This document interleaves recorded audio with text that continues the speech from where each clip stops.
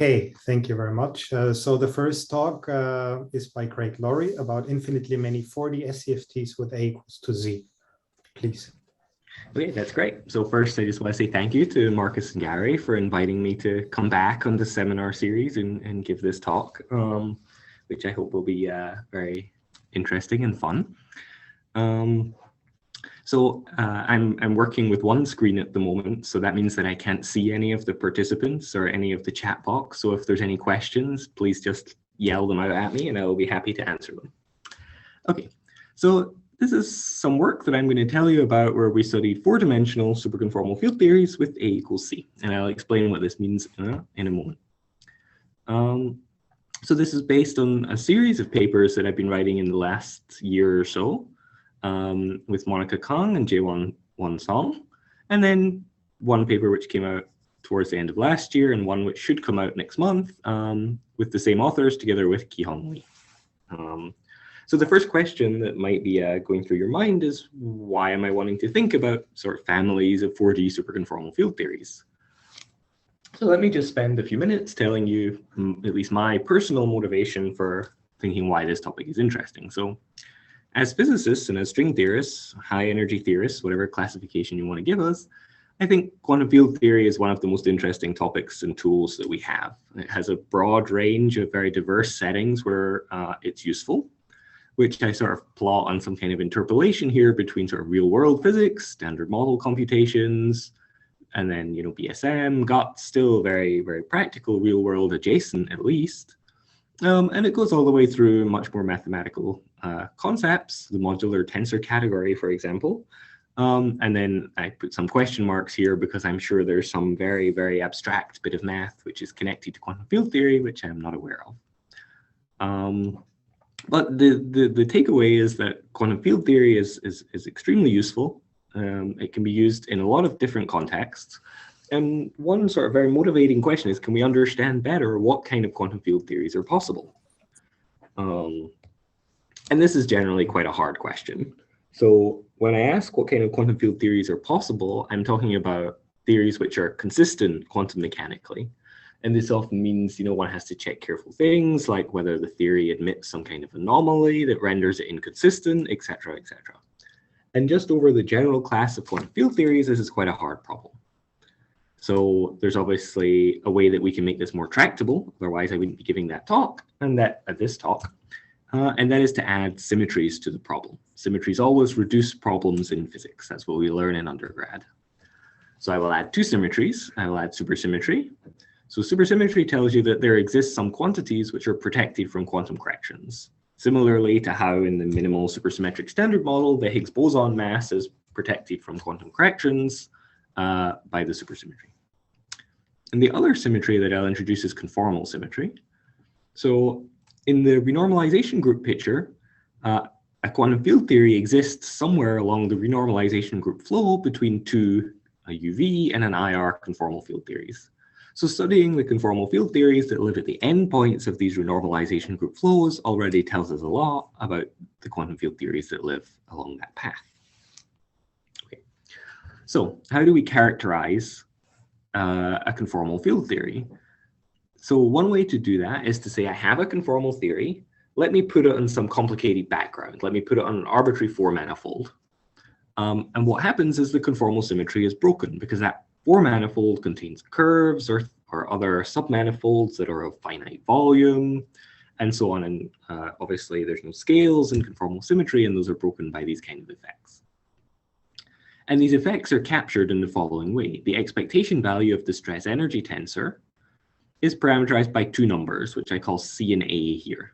And these are what are called the central charges of the theory. Okay.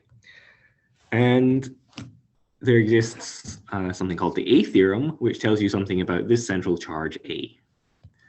Okay, so if I start with a theory in the UV, a conformal field theory, it has central charges A and C, and now I do the RG flow, as I showed here. I flow all the way along down to the infrared, and I get a new conformal field theory, which has new central charges. And the A theorem, very celebrated theorem in conformal field theory, tells you that this quantity A, it monotonically decreases along any RG flow. Any is important here. And in this sense, we can think of A as measuring somehow the degrees of freedom. So the way you understand an RG flow is that you have some kind of massive states, for example, and they get integrated out as you move along the flow. And in this sense, A decreases as you're getting rid of more and more stuff. And so it measures the degrees of freedom in a certain kind of sort of colloquial but precise sense. It's important to note that there's no similar statement for the central charge C. Okay. So I've told you that A must monotonically decrease along a flow. What about something like the ratio of A over C? Okay, so this is something which was studied by Hoffman-Maldacena many years ago. And it turns out just unitarity of the quantum field theory, a basic condition for consistency, fixes that the ratio of the central charges lies in the following range. So on one end, the bound is saturated by the theory of a free scalar field. And at the other end, the bound is saturated by the theory of a free vector multiplet. Okay, now if you add supersymmetry, these bounds in fact become stronger. As you see, the lower bound, the lower bound always stays the same, indeed. But the upper bound, the bound coming from the free vector, which in this case is a free n equals 1 vector, free n equals 2 vector, and free n equals 4 vector, becomes tighter. So so this tells us that this ratio A over C is constrained to lie in quite a tight range. Okay, so let me raise a first question. Let me say we want to study the space of 4-dimensional n equals 2 superconformal field theories. That's a good starting point for understanding like a broad range of behaviors which can exist in this sequence of theories.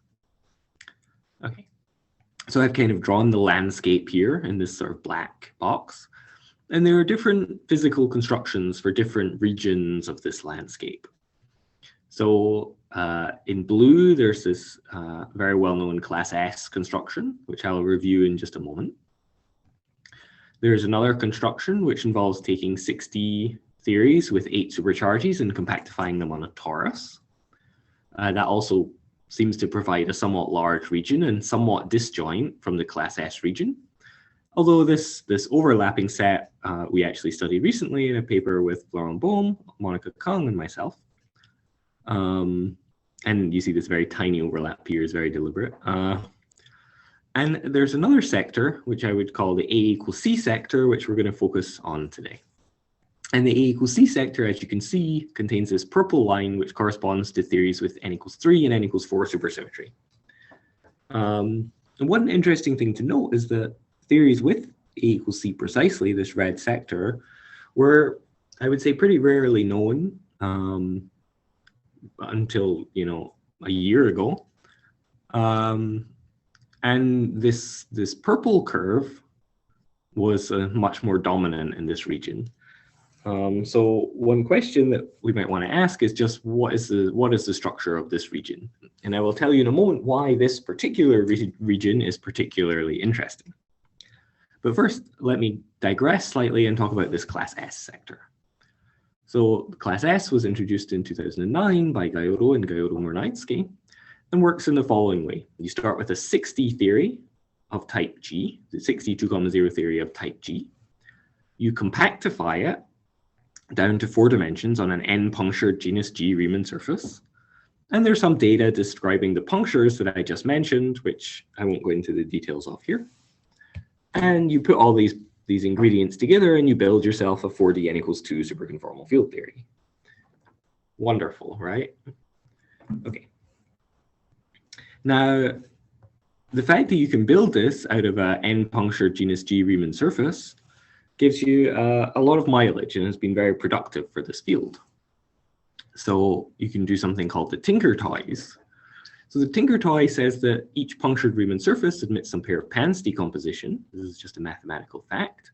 And you just, you pull the thing apart into basically 3 punctured spheres and you glue together the punctures. It looks like this. So I'm told that the name Tinker Toy comes from a certain kind of old kind of wooden toy that maybe people played with as a child. So these things most remind me of these little molecules that you used to have in high school chemistry class, where you could build, well, atoms and you could build elements. So turns out you can sort of combine nitrogen atoms to generate Riemann surfaces, which I think is always fun. Okay, so the class S theories can basically be constructed just by understanding these three puncture spheres and how you glue them together. So what I sort of want to emphasize is that there are some building blocks and some rules for combining those building blocks that allows you to generate a large set of theories for which you understand the law. Okay, now let me go back to our 4D(n=2) landscape. I told you briefly about this class S sector, but what I really want to talk about is this A=C sector. Okay, so why do I want to talk about such a sector? So one sort of interesting reason is that these theories are particularly special in a holographic setup. So let's assume that the 4D SCFT of interest has a holographic dual of the form ADS5 times x5, so something in type 2b. Then the central charges typically go like n squared, where roughly n is the number of D3 branes in the system, say. And this is to leading order. And the subleading terms are given like this. So there's an order n term and there's an order 1 term. The order n term is typically generated by open strings. So typically you would maybe have a D3 brane stack and a D7 brane stack, and you have strings that go between the 3 and 7, and that generates this term. And the order 1 term is typically generated by closed string contributions. So these typically come from like reductions of R mu nu rho sigma, and the 10D effective action. Okay. Now for A=C, at finite n, that means that both sigma and rho must conspire to cancel somehow. And whatever mechanism by which they do conspire to cancel must be, must be very special in this context. And we would like to understand that mechanism specifically. Okay. But more so than this, C minus A actually controls very many interesting quantities in a conformal field theory. So the Cardy limit of the superconformal index looks like C minus A. The entropy viscosity ratio bound, studied by these authors in this paper, also has some proportion to C over A, C minus A. And then it's also relevant for the mixed current gravitational anomaly and the single trace higher spin gap. I'm not going to explain what these are, but just to give you some concepts that this quantity enters in many circumstances. Okay, but notice, nothing I just said was about n=2. Everything I just said here, right? Well, okay, not this, but everything I said here was not specific to n=2. I could also do it in a theory with only 4 supercharges. So I could also consider the A=C subset of the 4D n=1 landscape instead of n=2. Okay, so now let me tell you how to build some theories with this identical central charges. So we start with some well-known 4D n=2 theories. These are the Argyres Douglas theories that have been called DPG and were studied by these authors. These are non-Lagrangian strongly coupled theories. And in the class S description, they're generated by taking a sphere with 2 punctures, one so-called regular puncture, which gives you a flavor symmetry G, and one irregular puncture. Okay. Now let's look at another set of theories, which are called GG conformal matter, studied by these authors. And these form like a generalization of a usual SUN bifundamental hypermultiplet. But they are a strongly coupled interacting theory. And these are generated from the class S prescription by taking a sphere with 2 regular maximal punctures, again, each with flavor symmetry G, and 1 simple puncture. Okay, so we want to ask ourselves, can we construct new 4D SCFTs by using these particular theories as building blocks? And the way we ask this question is we try and do either n=2 or n=1 gauging of all of the G flavor symmetries that appear in a collection of these theories. So this is best illustrated by an example, which I'm going to do now. So I can call this a classification problem. Classify all the ways to do this. which I summarize here. How can one gauge together all G flavor symmetries of a collection of these theories so as to obtain an SCFT? And the answer is actually it's incredibly restrictive. Okay, that's already our first result. Why should this problem be so restrictive? Let's understand why. So the flavor central charge of the G flavor symmetry of the Argyres Douglas theory is this. And the conformal matter theory has two copies of G, with each with flavor central charge being this. Now, what I said here is that we want to obtain an SCFT after this gauging, which means that the one loop beta function of the gauge coupling that we introduce must be 0. And this is equivalent to saying that the sum over all of the flavor central charges of everything gauged must be equal to just 4 times the dual Koppsetter number. Okay, so let's just draw a picture, and let's consider the first case where there is no conformal matter in the game. So we're just considering these Argyres Douglas DPG theories. So think of it, you have n of these Argyres Douglas theories, and you gauge them all together. So satisfying the conformal gauging condition for the vanishing of the one loop beta function, you must satisfy this equation, which is easy to see is equivalent to this. Okay, and if you stare at this hard enough, you see that actually there's only 4 sets of PI which solve this, and that's these 4 sets here. This is some kind of Geofencing-like problem.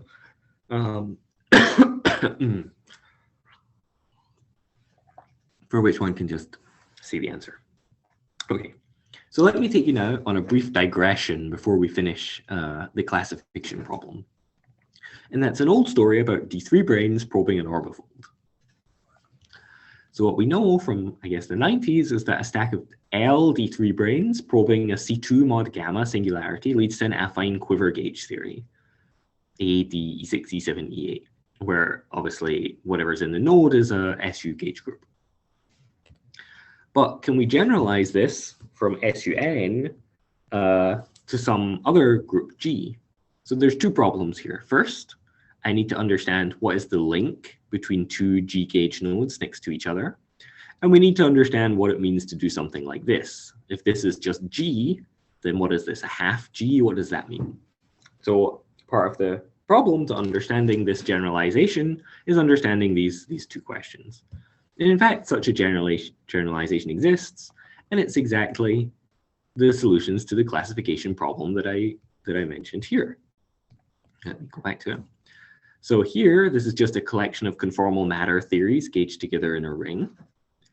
Then I can gauge together a linear chain via conformal matter and stick some Argyres Douglas theories on the end. Or else I have these 3 options here. And you see that those are just the 236, 244, and 333 solutions here that I just mentioned. Okay.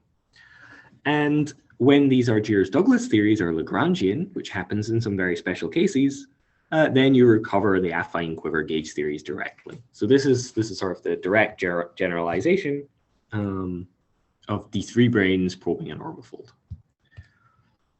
Okay, so all solutions are AD E6, E7, E8, and we call these theories gamma hat G, where gamma hat is some ADE group, which gives you the shape, and G is the gauge node in the center.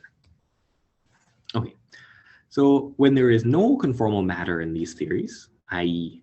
gamma is D4, E6, E7, E8, so basically these cases and this one with 1 gauge node, and you have some condition on the GCD, which I don't want to stress too much, then these theories in particular have identical central charges, and they're just proportional to the dimension of the gauge group.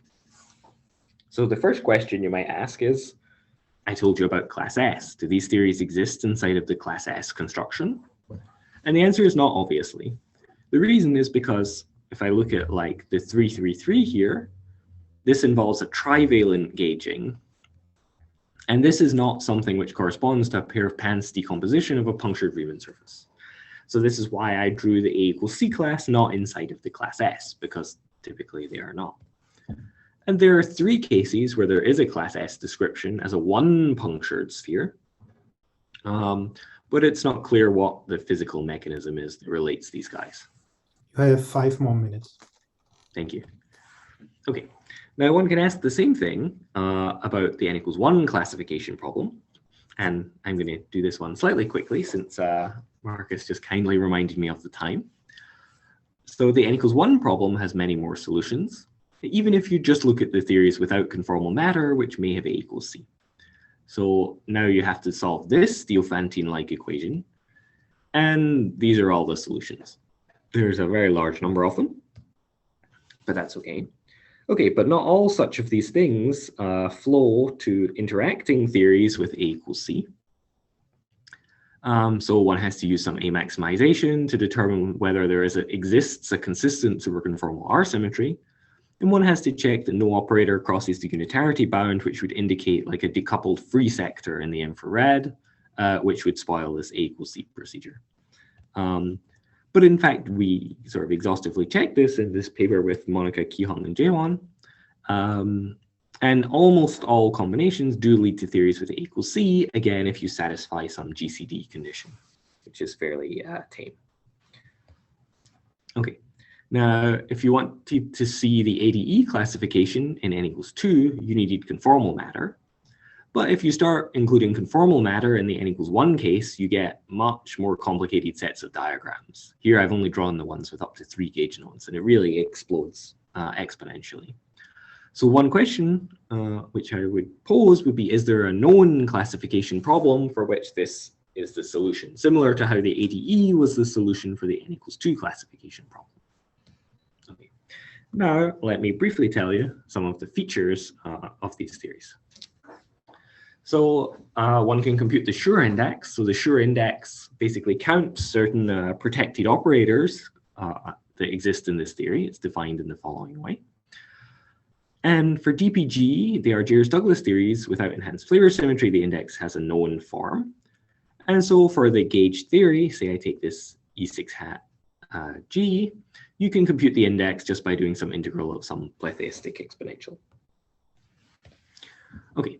But in our case, we find that you can take these things and you can massage them a little bit, and you notice that they're just written as the same Schur index of n equals 4 superioring mills with rescaled fugacities. So this is kind of curious. In fact, it's extremely curious why these theories would be related to n equals 4 superioring mills in this way. In the sense that they have almost the same indices. So, or the same quarter BPS spectra, if you like. So for one particular theory, the so-called E6 hat SU2 theory, there was a paper of Buchan and Nishinaka who showed that this relationship follows from a graded vector space isomorphism between vertex operator algebras, which is not the most physically motivating thing for me, but that is an explanation. And I think that's something which actually deserves further study in the full case. And in fact, if I make a little observation, we can actually just evaluate the Schur indices. We can just compute this object here and get it as a series. And you notice that these coefficients are just the Mach-Mann generalized sum of divisor function, which is a function in number theory, which was written down 101 years ago, as it turns out. So that's pretty fascinating that you're finding this sort of rather strange, relatively unknown number theoretic function appearing here. Although this function is known to be quasi-modular, which is what you would expect for something which appears in a Schur index. So a character of a VOA. Okay, so since I am just running out of time, I'm going to leave you with a super simple example. Some might even say a kind of stupid example of a theory with A equals C, which does not involve any non-Lagrangian theories, and just involves a single gauge node with 2 adjoint valued chiral multiplets. So the central charges can be worked out directly because this is the Lagrangian theory. It's just 27 over 128 times the dimension. And this number is 27 over 32 times the central charge of n equals 4 superioring mills. And this 27 over 32 is a rather famous coefficient of Tachikawa and Wecht, which appears anytime you have some mass deformation. Okay. So that's a simple example if you want to think some archetype of the kind of theories that we're thinking about. Okay, so let me briefly conclude. So we constructed a large collection of truly strictly n equals 1 and n equals 2 superconformal field theories with exactly identical central charges. They form a generalization of affine quivers, and they have some intriguing connections to n=4 superbearing mills, which I would say deserve further study. So I motivated this by saying that the holographic duals are particularly interesting because they're basically closed string order 1 corrections all cancel off. So one thing to understand is why these higher derivative corrections cancel, and to understand why, from the field theoretic point of view, it looks like this involves something like fractional D3 branes. Although that's, of course, something which, in fact, we're working on and certainly merits further study. Okay, and one final point just before I finish. These theories have many relevant operators, and you can ask about the landscape of theories with A=C. So does superpotential deformations affect this condition? And the answer is no. These things are preserved by superpotential deformations. So you can do a similar analysis to, for example, this paper of Intriligator Wecht, where they studied adjoint QCD, but now study adjoint QCD together with this kind of strongly coupled matter that comes from the DPG theories. Okay. And finally, a thought to leave you with. I told you about class S and how all of the building blocks come from class S, but that the A=C theories that we consider are not directly coming from 6 dimensions. They don't have a class S description. But understanding things from higher dimensions tends to be very powerful. So I think it's important to ask whether the gaugings that we consider here can be realized in some way by compactifying a 6-dimensional theory. And I leave that for future work. We'll say thank you. Sorry for running a couple of minutes over, and I will be happy to take any questions. Thank you very much. Thank you. So are there any questions for Craig? So there is one by Ling, please.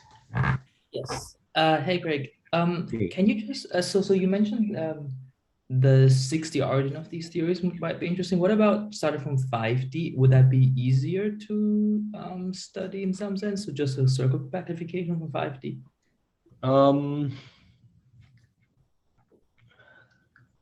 So, okay, good. I haven't thought about it in this specific case. Indeed, sometimes it is easier, as you say, to start from 5 dimensions.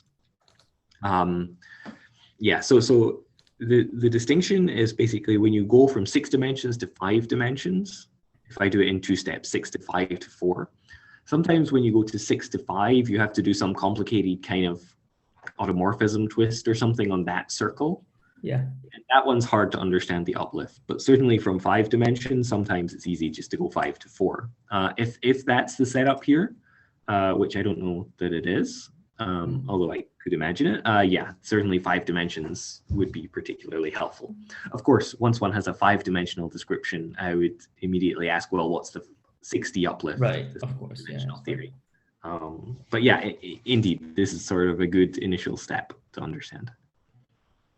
Yeah, I was just curious if, you know, if you could come up with a simpler, I don't know if it's simple, but some kind of geometric characterization, if you think about 5D as M theory on some kind of singularities, about what fixes A=C in 4D.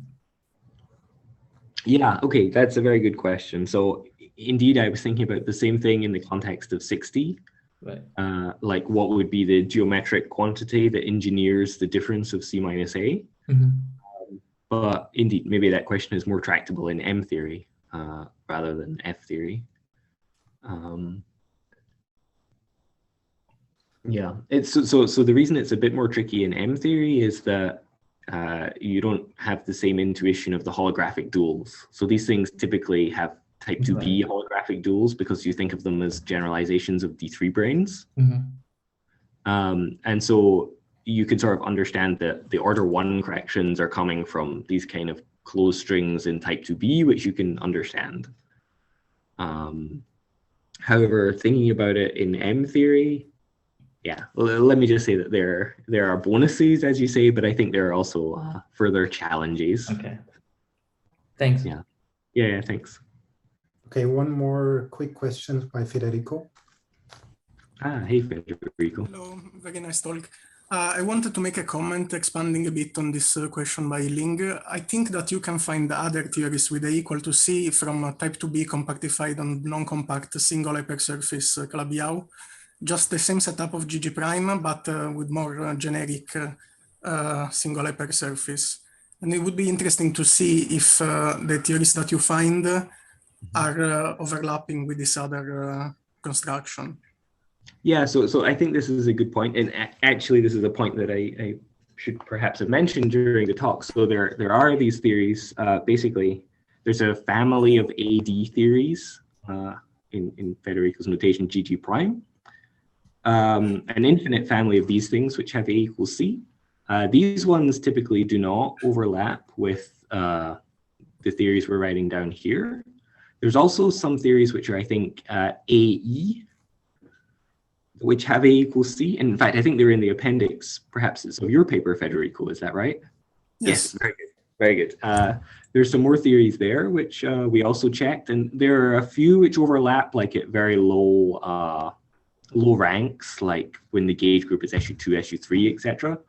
But typically there doesn't seem to be an overlap, too much overlap, which is kind of curious to us. I think it would be sort of good to understand where the differences lie and why you could not, for example, engineer these things as a hypersurface singularity in type 2b.